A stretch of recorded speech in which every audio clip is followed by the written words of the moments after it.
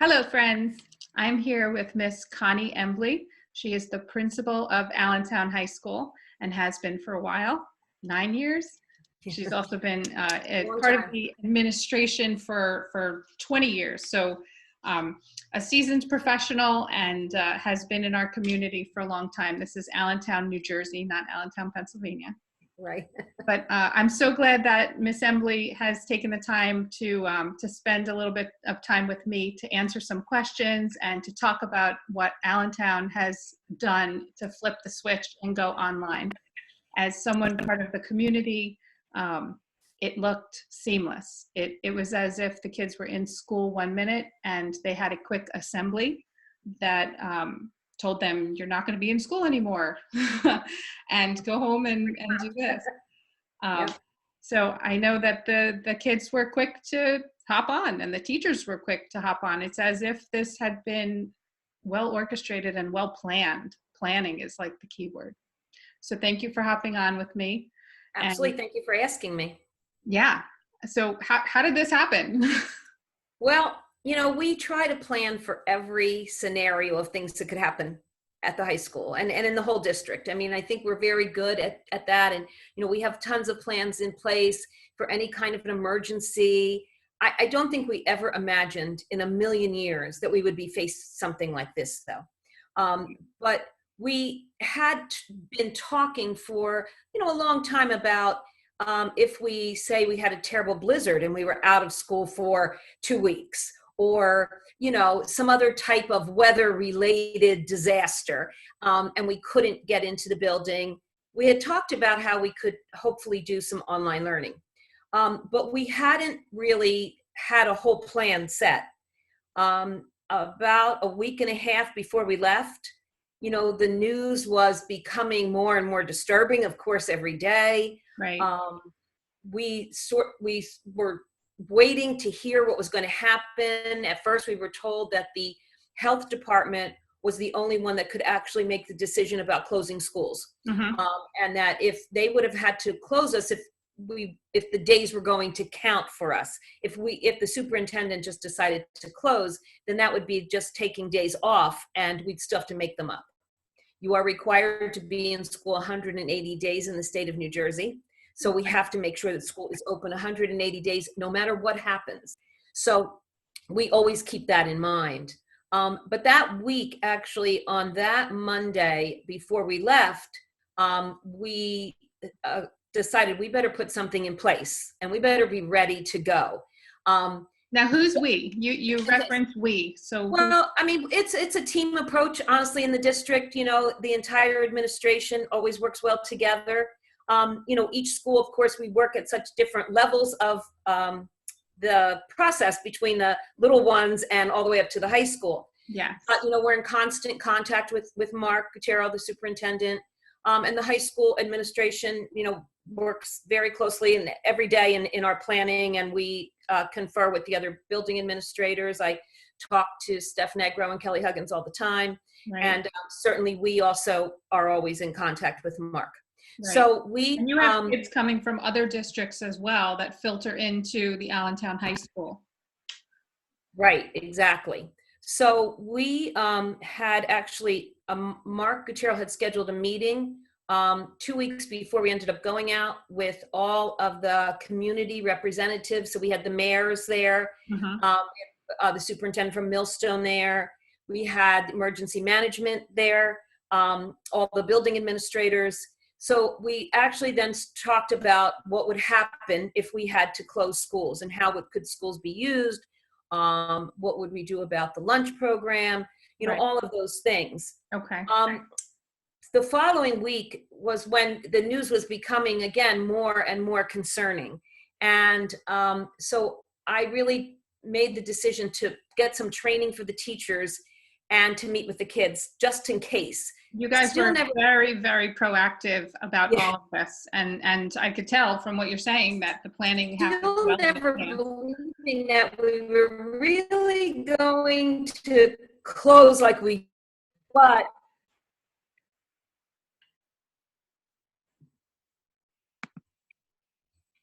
I think I may have lost you. I'm having trouble hearing you.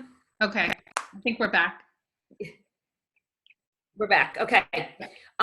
So that a week that we did close, that Monday, we started to give the teachers some training with one of our teachers that is really an expert on technology. And we knew we could use the Google Meet. All of our students have Chromebooks. So we actually trained the teachers on one day. During their prep period, they all went to a certain room to be trained. And then I met with the students. So I had met with the freshmen, sophomores, and juniors, and then we ended up having to close that Thursday. Wow. And I had not met with the seniors. Oh. So I said to Mr. Gutierrez, I go, we have got to open Friday. I've got to explain this to the seniors of all classes. So luckily we were able to open. The teachers then would teach the students really in a day how to use Google Meet.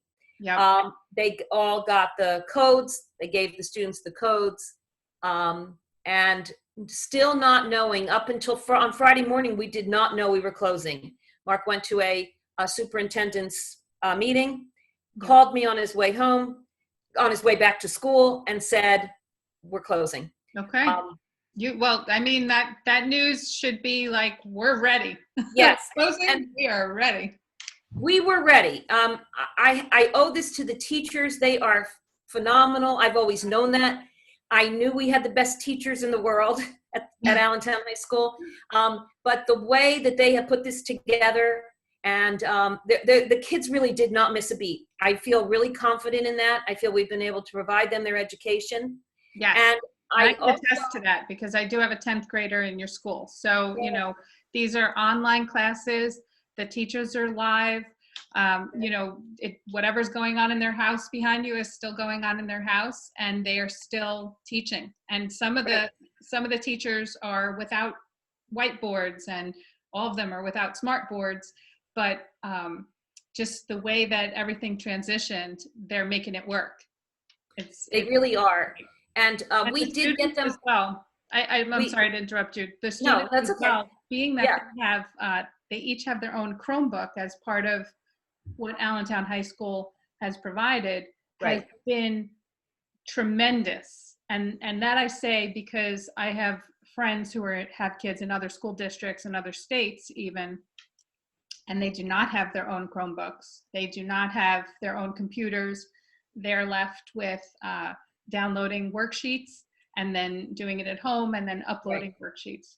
So that's a challenge. And, as far as accessibility to really being taught by the teacher, very limited. It just doesn't take the place of their education.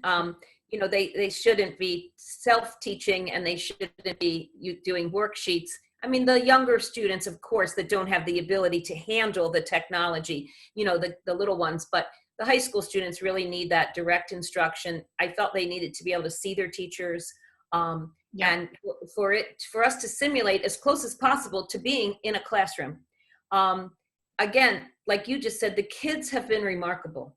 Mm-hmm. They have also, again, I always knew we had great kids at the high school, and they always step up when you need them to. And they're, kids are kids, and they fool around and all, but anytime I meet with them about something serious, like you could hear a pin drop in the auditorium, and they do take it seriously. Like if we've had any kind of an emergency situation where we have to go into lockdown, they always joke that they can tell by the tone of my voice whether it's serious. The calmer I am, the more serious the situation is. So I think that they also understood that day when I met with all of them that this could be a serious situation, and I needed their cooperation. Yes. And they have more than lived up to it. The teachers are praising the kids every day to me. Yep. And that's wonderful. Yeah.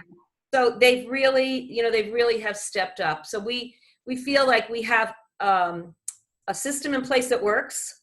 It's not taking the place of all of us being there. We missed it terribly. But there have been some nice things that have come from it. I can speak to the student perspective or the parent perspective.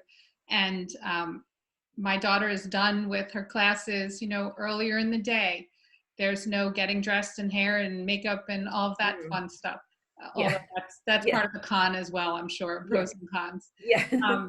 but she actually also has a side business that she has been trying to spend more time on. So being that school finishes up earlier and she's able to get all of her work done, she's, you know, spending time on her business and her projects and other things that Yeah, that's really great. didn't have time to spend on before. Mm-hmm. Yeah, I mean, I think kids are hopefully, I joke that they never knew how much they love school until now, because they're all, I hear from so many of them, please, can we go back? When can we go back? You know, we miss every being there.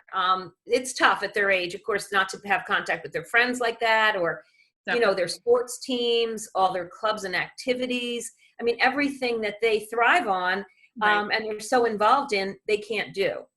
And that's very tough for them. We know that. And we are, you know, taking that into consideration too. Absolutely. And you mentioned sports teams. That defines like parental activities as well, because we would always go to baseball games. We looked forward to the next game. We look forward to, you know, my daughter's lacrosse game. And it kind of defines what the parents is. I'm sorry. Did we cut out again? Sorry. I was saying how a lot of... Okay, yeah, I lost you throughout that whole thing. Oh, okay. I was saying how activities and games are really what parents as well looked forward to. It really was, we would go to games after work. We would look forward to those times where everyone came together on the field and on the bleachers, because it really almost defines your social circle when you're a parent and you have a kid on baseball or on lacrosse. So we're all missing sports for sure. But we know I know the right thing my to kids, do. both of my children were high school athletes, and they, you know, and I know when that was over, and we didn't have an interruption in their seasons, but when that was over, I felt a loss too. When they graduated from high school, I felt a loss of like, now I'm missing my friends and my activities, because I used to go to all their games. So it's tough for everybody. Exactly. Well, I know that a lot of students have put together compilation videos about what is going on in their households and in their, you know, their lives to make up for the things that they're missing out on. They're actually, you know, becoming a lot more creative and certainly trying to share a lot more social interaction in a variety of different ways. So that's great to see that kids are just thinking out of the box and working this through. What's going on with the seniors and prom and graduation? That's the toughest part. So right now, I mean, we're trying to move forward, and we have not heard that we won't be there. So we're hoping that, you know, praying that we are going to be able to open up at some point to be able to have these activities for the seniors. We have prom planned, we have graduation planned, we have, you know, the senior awards night. We are starting to think of what will we do if we're not there, but we have not heard that yet. The governor did yesterday extend the social distancing and, you know, for another 30 days. Which would put us at around May 7th. He is going to make an announcement about schools, we understand, on April 17th. Mm-hmm. You know, part of me fears that they're not going to open them. Okay. And that would be a, you know, a difficult way for us to leave with our seniors and not being able to celebrate with them. Right. But we are thinking of alternatives and trying to come up with some ideas. So that's what we're really doing now, to try and, you know, have something planned if we can't go forward.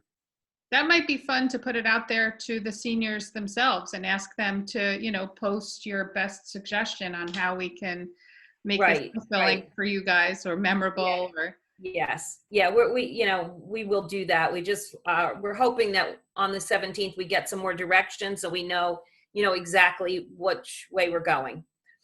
Sounds good. From the governor. It's now up to the governor when the schools open. Right. What sort of, just to shift gears into the proactive, also moving forward, we were hit here in New York and New Jersey. Other districts and other states may start feeling it in terms of the wave of, you know, Corona and how they're handling their school systems. What advice and learning experience, now that we've been doing it for like a month plus, what things can you tell the teachers of other districts or the students or the administration? What are some best practices that came out of this so far? Yeah, I think that having the technology at our hands, right at the kids' fingertips is what made this work. I know some districts even surrounding us have just started their online teaching in the last week or last week, because the kids did not have that technology. So I think that's something that the school districts around the country should really, that would be the thing, is to make sure you have the technology, make sure your teachers are trained, your kids have the Chromebooks or, some type of device, so that you can continue education at any time. So I think that's the thing that we've learned from this. We were so lucky to have been so prepared. We have a really phenomenal tech department who they are in there every day still at the high school. And that's great. If anyone has, and this is one of the, of course, this is one of the problems that we have all the time. The Chromebook breaks, something's not working, they can't log on, the internet is spotty. So we have the tech department is there. The student lets me know, we let them know, they get them another Chromebook. We have a whole system where in between the two front doors there, we have carts set up. Right. We leave items with their names on it so they don't have to enter the building. They can go great. in. Good precaution. Wipes there, they can go in, they can take their item and leave right away. So, but that's the thing that has really made this successful is the technology, the readiness, technology, and the technology. Right. Because with high school students, I mean, to be able to just send home work in some way, to send home packets of work, I do not believe would have been effective. Right. I agree. And you know what? We're fortunate. And I definitely know that a lot of other school districts aren't that fortunate. And for those people that aren't as fortunate to have the technology, the connection, the accessibility, if it is worksheets, work your hardest. Yeah, no, absolutely. If you have to use the family computer and you can't use it because dad is actually working remote from home on his computer, it's interesting. I mean, there's a lot of challenges. There are for everyone. And I hear this some even from our own families where everybody, both parents are working from home. The kids are all on their Chromebooks. And so then, of course, no one can log on because there's, some internet connection issues. But mostly people are really making it work. Parents are so helpful to us, and, they're doing everything they can from their end to make sure that the kids are prepared and up and ready to go, and, are helping us to solve these small problems. The other thing I think that I would recommend to other districts is that to keep in contact with your teachers. So we set up department meetings, and we actually have Google Meet meetings with every department every week. I joke that I talk to them more now than I do when we're in the building, because, but I feel it's so important. And the meetings themselves, the teachers share ideas, what works, what didn't work.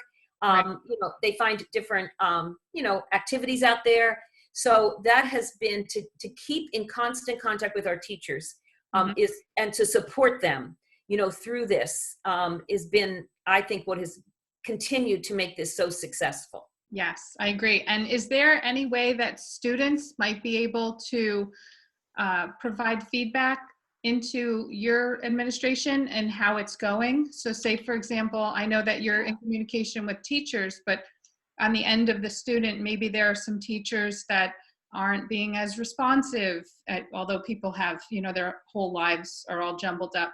Or maybe teachers aren't posting stuff when they said they would, or anything like that. Is there any direct link that the students can provide feedback? Well, I send an update to parents, which I'm sure you get every week, right? So that weekly update to parents, but I also send that to the students. Oh, great. And I tell them to reach out to me if there's any problem that they're having about anything. Okay. We've posted, we have a guidance Google Classroom, and the guidance counselors are also available. So they can request to meet with their guidance counselor. And that is another positive resource for them to voice any, problems they're having. Or, I mean, a lot of kids are feeling anxious, as I know we all are. You watch the news and you feel terrified. So I can imagine, the adults, how they're processing it all, but the kids are having a harder time. And, there may be kids, and I've reminded the whole staff of this, many times, that while we still want to keep a rigorous academic program, we need to really be concerned and to be thoughtful of these kids are going through a lot. You know, parents are out of work, and not every family has tons of resources. There may be families that, you know, are struggling with paying the bills, or where's the food coming from, you know, that, so yeah, that the kids, we have to really, I think at this time, be very, very concerned about the kids' mental health and how they are processing all of this. So while, you know, certainly given the work, because, and children really do survive best in structure. So, you know, keep the structure and give them work, but let's, you know, also be considerate of how much work we're giving and how we're grading and things like that. Yes, that is excellent advice. So Yeah. is there going to be an Allentown High School yoga program coming up? Oh. They actually do that in phys ed. It's a elective that the kids can pick. But I think the Sounds staff, like we have a gym teacher that's going to be putting together a program very soon. yeah. We also provided for the students like the, you know, after school help. So at 12:35 there is, you know, math lab and writing clinic and English help and world language help, and the librarian is available to help them with research or just pick a good book to read. So, you know, so we have all those resources. We also have student tutors available if a student needs a tutor. And the guidance, they have a Google guidance page. They have like this now a 30-day gratitude challenge going on. So people can go on, and we have parents that are doing it, and we have some kids that are doing it. I wish more kids, you know, would go on and do those things. So we're trying to provide all that, also that, you know, emotional support to our students. Yes, and thank you for that. Thank you for continuously staying connected with the kids. Even before this happened, you are the Twitter queen. You're posting always, you know, about the school, about the kids, and, you know, on behalf of the school. And that's great for us parents to always kind of have an inroad and have a connection and to see what's going on. I actually last week told the parents and the seniors to send me pictures of their senior in their college shirts and stuff once they make the decision, because May 1st really is the, you know, National Decision Day. Okay. So then send me the pictures and I'll post them, and, you know, we're going to post them on the guidance webpage, and I'm posting them on Twitter and stuff. So I've gotten a few. I'm sure I'll be getting more as we get closer to that May 1st deadline. But you know, we want to start to celebrate the seniors in every way possible and recognize, you know, the great decisions they're making for their futures. Yes.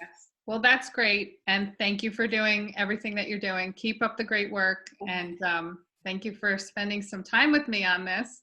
And you're welcome. Absolutely. Anytime. What are you doing to just like chill out and calm down? Are you like cooking more or sewing something or doing a hook rug?